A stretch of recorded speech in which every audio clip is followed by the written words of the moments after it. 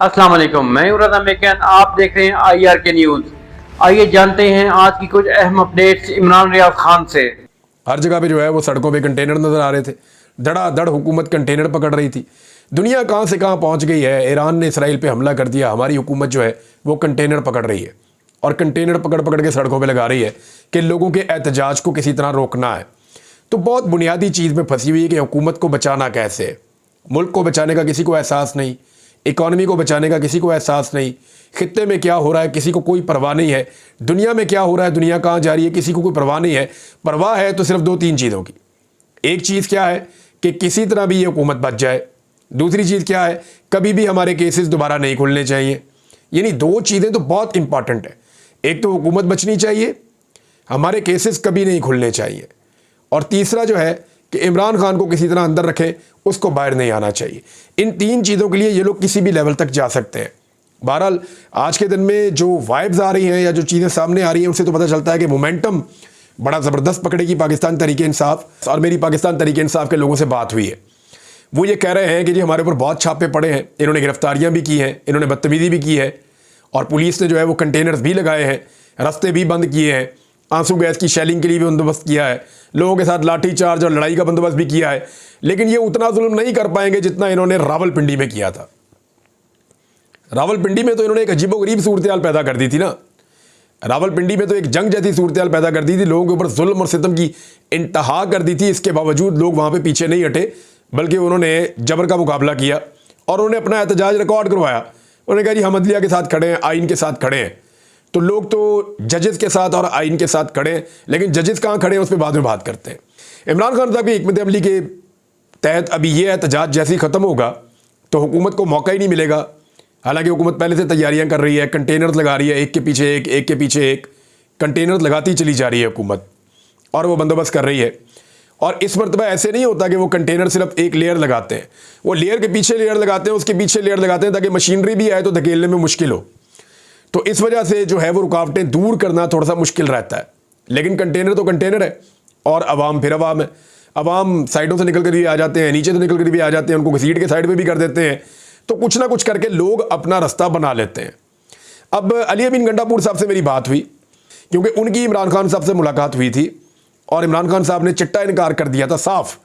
उन्होंने कहा जी किसी सूरत नहीं, ये एहतजाज में मौखर नहीं करूँगा, मैंने ये एहतजाज करना है।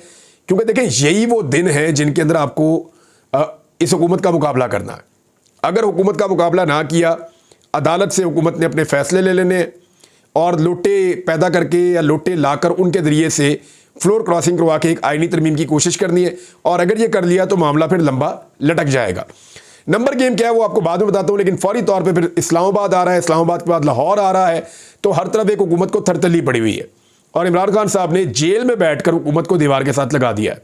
जेल में बैठा हुआ कैदी नंबर 804 बाहर बैठे हुए बहुत सारे लोगों पर, पूरे सिस्टम के ऊपर वो भारी पड़ रहा है। तो फिर उससे माफ़ी मांग लें या उससे बात कर लें। देखिए पाकिस्तानियों ने ये जिद पकड़ ली है कि इमरान खान ये मुल्क चलाएगा। वजह यह है कि लोगों ने उसको वोट डाला और फार्म 47 के ऊपर जाली हुकूमत लाके बैठा दी गई। अब अगर यहाँ पे असली हुकूमत होती तो लोग उसके ऊपर ट्रस्ट करते, लेकिन लोगों की मंशा के खिलाफ एक हुकूमत बनाई गई है तो लोग इसलिए उसके ऊपर रिस्पॉन्ड कर रहे हैं, रिएक्ट कर रहे हैं, जगह जगह निकलते हैं, प्रोटेस्ट भी करते हैं, आवाज़ उठाते हैं और इंतज़ार कर रहे हैं कि कब उनकी बात सुनी जाएगी।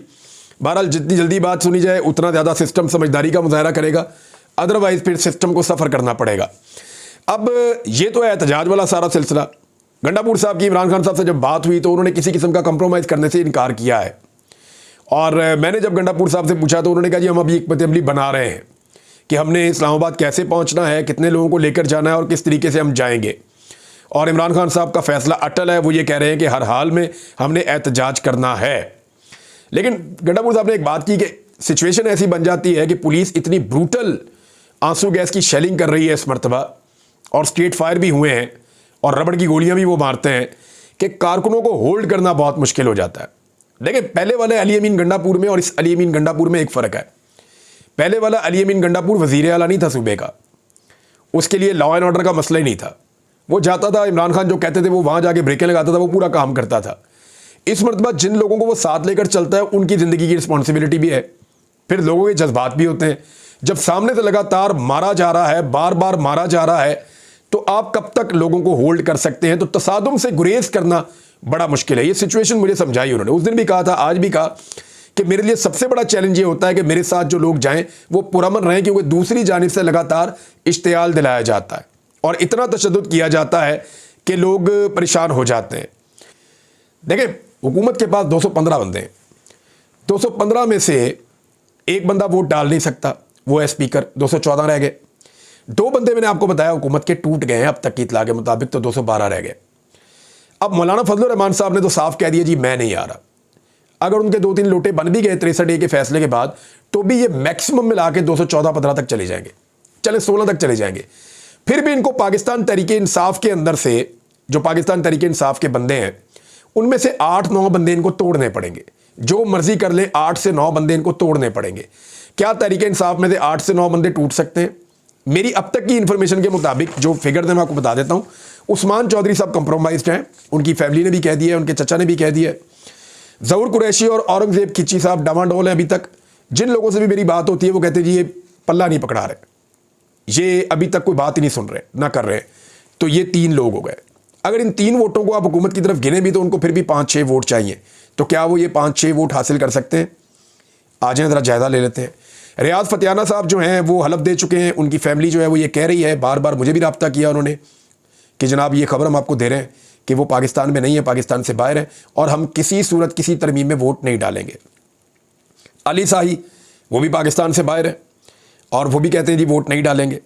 साहबजादा महबूब सुल्तान और साहबजादा अमीर सुल्तान, ये दोनों जंग से दोनों भाई एमएनए बने और इनका मामला भी जो है वो बड़ा क्रूशल था, इनके ऊपर बहुत सख्ती भी हुई, लेकिन दोनों पाकिस्तान से बाहर हैं और इन्होंने ट्वीट भी किया था और इनका भी ये कहना है कि हम वोट नहीं डालेंगे आईनी तरमीम के हक में।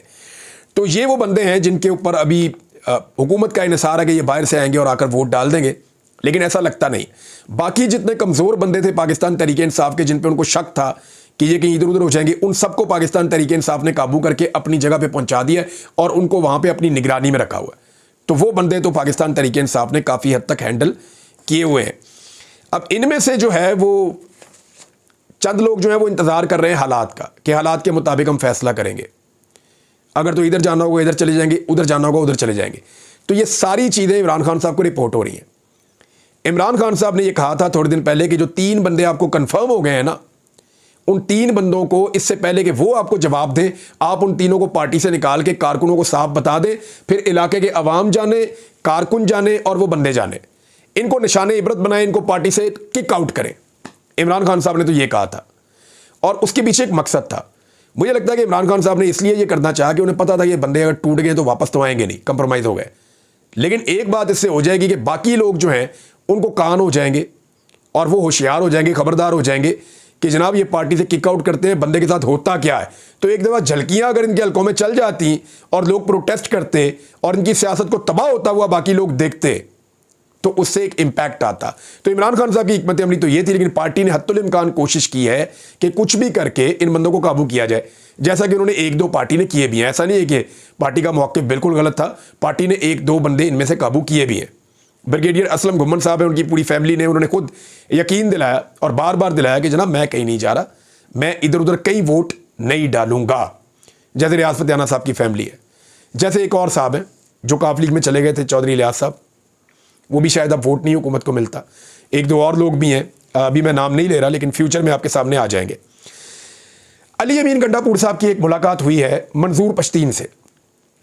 अच्छा, ये एक बहुत इंपॉर्टेंट इशू है जो आने वाले दिनों में उठेगा। इसके ऊपर मैं पूरा एक अलग वीलॉग करूंगा, आपको बताऊंगा कि ये जरगा होने क्या जा रहा है। बताओ, आपको सिर्फ इतना बताता हूं कि अफगानिस्तान में एक लोया जरगा होता है जो बहुत बड़ा जरगा होता है, पूरा अफगानिस्तान जो है उसके फैसले वहां हो जाते हैं और वो कोई एक पॉलिटिकल पार्टी नहीं करवा रही। लोग कह रहे हैं वो पीटीएम का है या मंजूर पश्तीन साहब का है, नहीं, वो उसको होस्ट कर रहे हैं, वो उसके मेज़बान हैं, उन्होंने सबको दावत दी है। इसमें तमाम पॉलिटिकल पार्टीज़ के लोग होंगे, इसमें तमाम मकातब फ़िक्र के लोग होंगे, तमाम कबाइल के लोग होंगे, जितने मुशीरान हैं वो सारे इसके अंदर आएंगे, जितने बड़े बड़े सरदार हैं वो सारे इसके अंदर पहुंचेंगे और ये सारे खैबर में इकट्ठे हो रहे हैं। सूबाई हुकूमत वहाँ पे सिक्योरिटी प्रोवाइड करेगी। अली अमीन गंडापुर की एक मुलाकात भी हुई है मंजूर पश्तीन साहब से। तो ये एक ग्रैंड जरगा होने जा रहा है जो 3 दिन तक जारी रहेगा। इस हवाले से जो है वो पाकिस्तान के इदारों में खासी बेचैनी भी है कि पता नहीं अब ये क्या फ़ैसला करेंगे। और मामला किस तरफ ले जाएंगे। क्योंकि पश्तून तहफ़्फ़ुज़ मूवमेंट का या खैबर पख्तूनख्वा के अंदर कबायली का जो मशीरान है या उनका बड़ा एक हार्ड स्टांस है, ऑपरेशन के हवाले से लेकर, लापता अफराद के हवाले से लेकर, चेक पोस्टों के हवाले से लेकर और दीगर बहुत सारी चीज़ें हैं, बेशुमार चीज़ें हैं। यानी उनके तरक्याती मंसूबे भी हैं, प्रोग्राम्स भी हैं, बजट में हिस्सा भी है, उनके अपने इलाकों की डेवलपमेंट्स भी हैं, उनके अपने कुछ और दीगर चीज़ें भी हैं। तो ये सारी चीज़ें वहाँ पे इकट्ठी होने जा रही हैं। अली अमीन गंडापुर साहब की मुलाकात हुई मंजूर पश्तीन साहब से और उन्होंने कुछ यकीन दहानियाँ भी करवाई हैं। ये क्योंकि टॉपिक एक अलग है, इस पर पूरा एक अलग वीलॉग करके मैं रखूँगा और आपको पता चलेगा उसमें कि एक्चुअली इसकी इंपॉर्टेंस क्या है, होने क्या जा रहा है और इसका आउटकम क्या हो सकता है और इस दफ़ा तरीक़ाकार क्या होगा। ये इतना सिंपल नहीं होगा, इसके असरात बहुत गहरे होंगे और दूर रस होंगे, लेकिन क्या होंगे एक और वीलॉग में बात करेंगे। अब तक के लिए इतना ही। तो नाज़रीन, ये थी आज की अहम अपडेट्स। इसी के साथ अपने मेज़बान रज़ा मेकन को इजाज़त दीजिए। अल्लाह हाफिज़। पाकिस्तान जिंदाबाद।